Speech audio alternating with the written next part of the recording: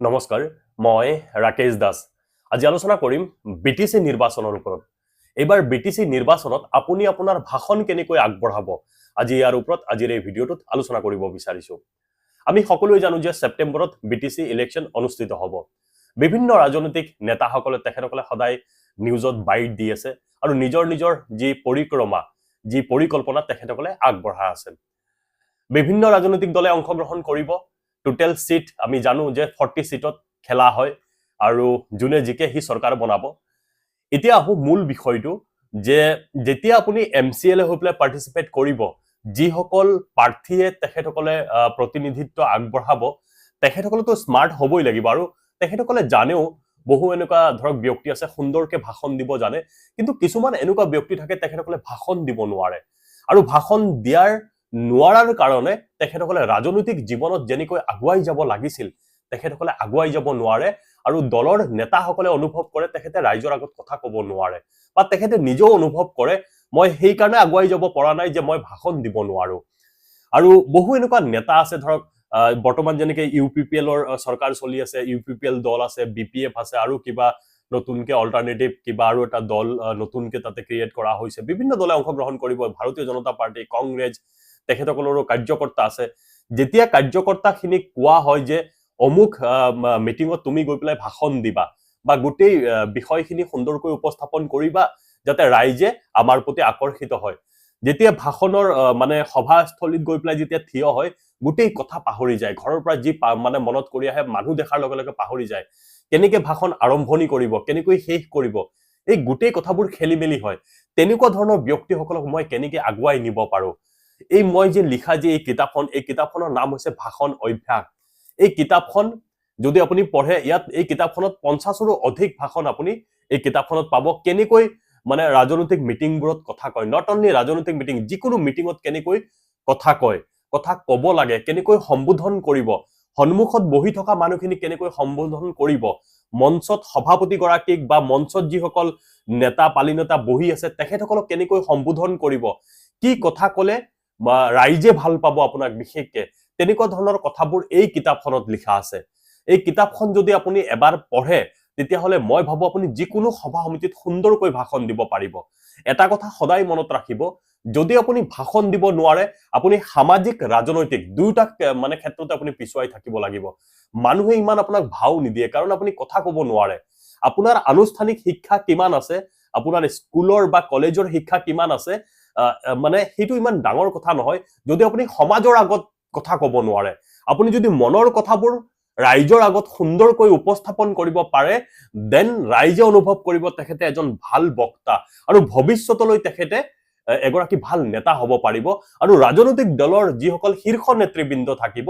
তেখেতসকলে আপোনাক প্ৰাধান্য দিব আহি থকা ইলেকশ্যনত হয়তো আপোনাক ক্যান্ডিডেট হিচাপে তেখেতসকলে জাসি আপোনাক টিকট দিব কাৰণ আপুনি ৰাইজৰ আগত কথা ক'ব পাৰে আপোনাৰ গ্ৰহণযোগ্যতা আছে আৰু যদি কথা ক'ব নোৱাৰে আপোনাৰ ৰাজনৈতিক জীৱন এটা সময়ত মানে এটা লেভেলত থাকি যাব আপুনি আগুৱাই যাব নোৱাৰিব সব নতুনকে আপোনাৰ দলত আজি আপুনি বহু বছৰ ধৰি হয়তো সেই দলটোত কাম কৰি আছে আপোনাক দলে ইমান প্ৰাধান্য নিদিয়ে কাৰণ আপুনি কথা ক'ব নোৱাৰে কিন্তু সব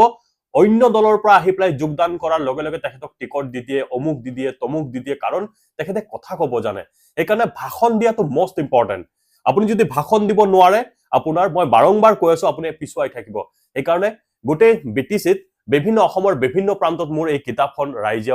ইতিমধ্যে অৰ্ডাৰ কৰি নিছে মই স্ক্ৰিনত মোৰ নাম্বাৰ দি দিছো মোৰ নাম্বাৰ হৈছে 8723909238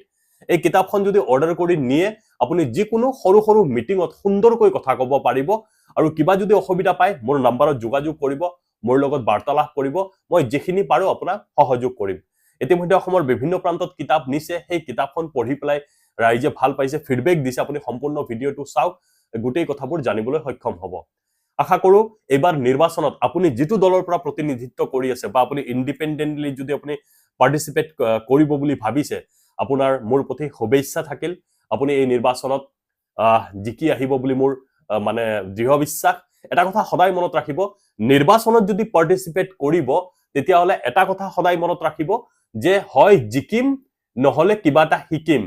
আপুনি হাৰিম বুলি কেতিয়াও নাভাবিব কাৰণ নিৰ্বাচন এটাই যেতিয়া আপুনি পাৰ্টিসিপেট কৰিব বা আপোনাৰ দলে যেতিয়া পাৰ্টিসিপেট কৰিব তেতিয়া বিভিন্ন ধৰণৰ জ্ঞান আমি তথ্য লাভ কৰিব পাৰো আমি যেতিয়া পাৰ্টিচিপেট কৰোঁ তেতিয়া আমি এই কথাবোৰ জানিবলৈ সক্ষম হওঁ সেইকাৰণে কেতিয়াও মন দুৰ্বল 100% বিশ্বাস ৰাখিব মই জিকিম কেৱল ৰাইজে বেয়া পোৱা কামবোৰ নকৰিব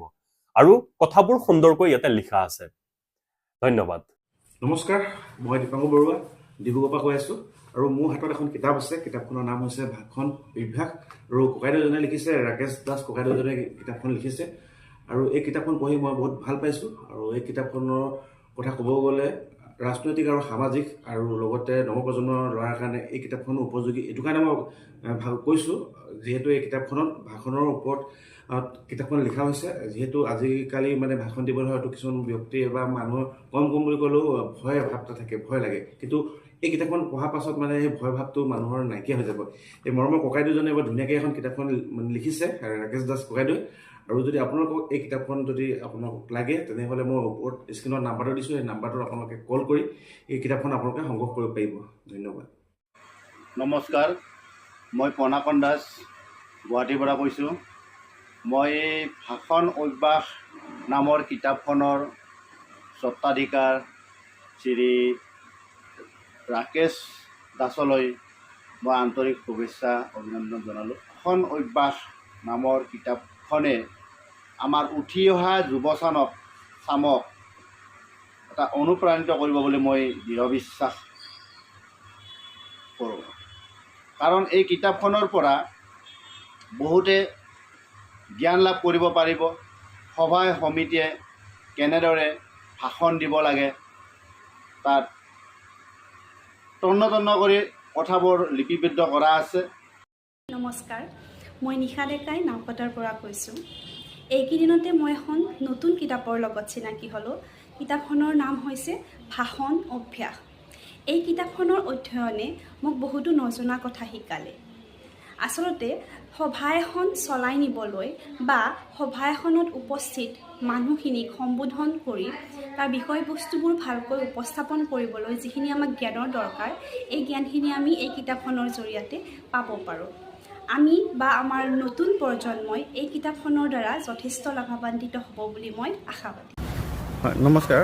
মোৰ নাম মুকুট আহমেদ মই এই ভাষণ কিতাপখন মই পঢ়ি মই যথেষ্ট উপকৃত হৈছোঁ আৰু মই আগত মানে ভাষণ দিয়াত মানে অসুবিধা পাই আছিলোঁ এইখন পঢ়াৰ পিছত মই মানে ধুনীয়াকৈ এতিয়া সভা সমিতিত ভাষণ দিব পৰা অৱস্থাত তেতিয়া ভাল লাগে আৰু মোৰ মানে এইখন পঢ়াৰ পিছত মোৰ কনফিডেন্সটো আহিছে আৰু ভাষণ দিয়াত নমস্কাৰ মই দীপাংকৰ শইকীয়া তিনিচুকীয়াৰ পৰা কৈছোঁ ভাষণ অভ্যাস এই কিতাপখন লেখক ৰাকেশ দাস এই কিতাপবোৰ পঢ়ি সভা এখন কেনেকৈ ভাষণ দিব লাগে আৰু সভা এখন পৰিচালনা কেনেকৈ কৰিব লাগে ইয়াৰ বিষয়বস্তুসমূহ জানিব পাৰি বহুত ভাল লাগিল প্ৰথমে মই ৰাকেশ দাসলৈ ধন্যবাদ জনাইছোঁ যিসকল ব্যক্তিয়ে সামাজিক ৰাজনৈতিক শিক্ষানুষ্ঠান সভাত ভাষণ দিম বুলি ভাবে বা সভা এখন পৰিচালনা কৰিম বুলি ভাবে তেওঁলোকে যদি এই ভাষণ বা কিতাপখন পঢ়ে মই ভাবোঁ বহু উপকৃত হ'ব ধন্যবাদ নমস্কাৰ মই জয়ন্ত কুমাৰ ৰায় কোকৰাঝাৰ জিলাৰ গোসাইগাঁৱৰ পৰা কৈ আছোঁ মই ইতিমধ্যে অৰ্ডাৰ দিয়া ৰাকেশ দাসৰ ভাষণ অভ্যাস নামৰ কিতাপখন পাই গ'লোঁ আৰু এই কিতাপখন পঢ়ি মই অনুভৱ কৰিব পাৰিছোঁ যে আমাৰ ছাত্ৰ ছাত্ৰীসকলে বহু সময়ত ভাষণ দিয়াৰ ক্ষেত্ৰত অসুবিধা অনুভৱ কৰে তেওঁলোকে এই ভাষণ অভ্যাস নামৰ কিতাপখন যদি অধ্যয়ন কৰে তেতিয়াহ'লে নিশ্চয় উপকৃত হ'ব এইখিনিয়েই ধন্যবাদ নমস্কাৰ মই উমানন্দ নাথ বঙাইগাঁৱৰ পৰা কৈছোঁ ৰাকেশ দাসে লিখা এই ভাষণ অভ্যাস নামৰ কিতাপখন পঢ়ি বহুত নজনা কথা জানিব পাৰিছোঁ বিশেষকৈ যিসকল ব্যক্তিয়ে সামাজিক ৰাজনৈতিক কামত জড়িত আৰু ছাত্ৰ ছাত্ৰীসকলে এই কিতাপখন পঢ়ি উপকৃত হ'ব পাৰিব বুলি মই ভাবোঁ ধন্যবাদ নমস্কাৰ মই চন্দ্ৰমিলি ধেমাজি জিলাৰ পৰা কৈছোঁ এইখিনিতে মই নতুন কিতাপ এখন চিনাকি হ'লোঁ এই কিতাপটোৰ নাম হৈছে ভাষণ অভ্যাস এই ভাষণ অভ্যাস কিতাপৰ জৰিয়তে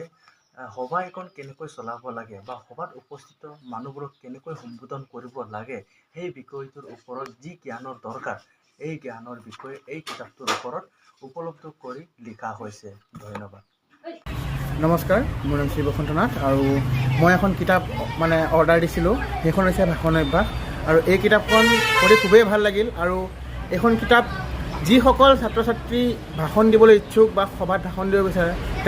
তেওঁলোকৰ বাবে অতিকৈ প্ৰয়োজনীয় তথা মানে লাভদায়ক হ'ব। আৰু মই অৰ্ডাৰ দি পঢ়িছিলোঁ, ভাল লাগিলে কিতাপখন পঢ়ি পেলাই। Thank you. নমস্কাৰ, মই ৰূপেশ্বৰ দলে ধেমাজি চিলাপথাৰৰ পৰা কৈছোঁ। মই বিশেষকৈ এই ভাষণ অভ্যাস কিতাপখন ৰাকেশ দাসৰ পৰা অৰ্ডাৰ কৰি আনিছোঁ আৰু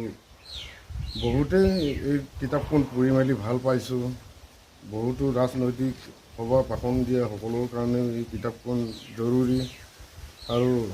প্লাছ ছাত্ৰ ছাত্ৰীসকলৰ কাৰণেও ভাল হ'ব বুলি মই ইয়াৰে বিনম্ৰ অনুৰোধ জনাইছোঁ। ধন্যবাদ। মই আহমেদ আলী, মই কলিয়াবৰৰ পৰা কৈছোঁ। আজি কিছুদিন আগতে মই এখন নতুন কিতাপৰ সৈতে চিনাকি হৈছোঁ। কিতাপখনৰ নাম হ'ল ভাষণ অভ্যাস। প্ৰথমতে এই কিতাপখনৰ লেখক শ্ৰীযুত ৰাকেশ দাস, তেখেতক মই মোৰ আন্তৰিক শুভেচ্ছা থাকিল তেখেতলৈ। এই কিতাপখন অধ্যয়ন কৰি মই যথেষ্ট উপকৃত হৈছোঁ আৰু